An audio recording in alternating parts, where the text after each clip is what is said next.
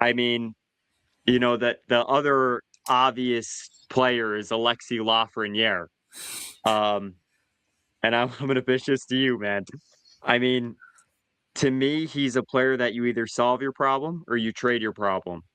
And the Rangers chose to try and solve their problem because they just signed him to that massive contract extension, 7.5 by 7, 6 years remaining on that. He's making 10 mil with bonuses this year, and he draws the ire of this fan base the most out of any player, former number one overall pick. Um, Steve-O, what do you think the Rangers do with him, or what do you want them to do with him?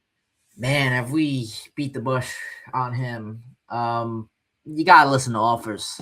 You know, his Lafreniere's trade value has never been lower at this point. And right now, I know we're gonna get cents to the dollar. I said this to you before the epi, but I think you got to listen to it. Good riddance at this point because I mean, you might have to get rid of him because he's just been so bad. I mean, we said this about a month ago, where we said both you and I mentioned that we're very frustrated with him.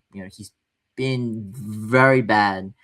But I mean, it would just be such an organizational loss at this point if the Rangers were to trade, a number one overall in 2020.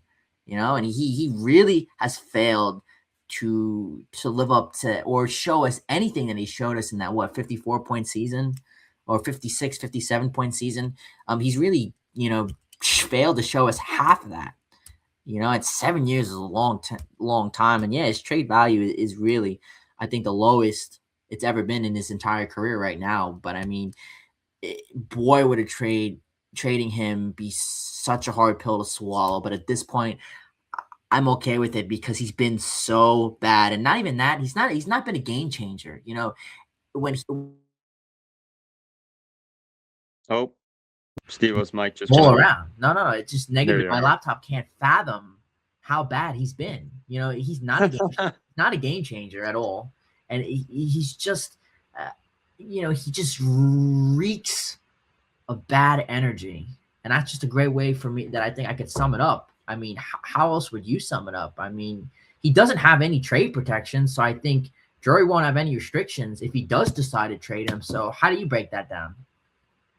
Yeah, well, one, who's taking the contract? Two, if you I think something the Rangers, which actually might be talking to the bigger picture, I'll get there in a moment, but I think they've been embarrassed enough. Is this a point where you just say scorched earth, we'll retain salary to move them? And that looks terrible culture wise, terrible with our economic decisions, etc.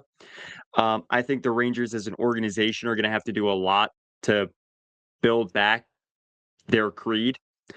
But with Lafreniere specifically, I think that you have to factor in his contract because it's like, well, who's going to take that? Um, does that mean retention?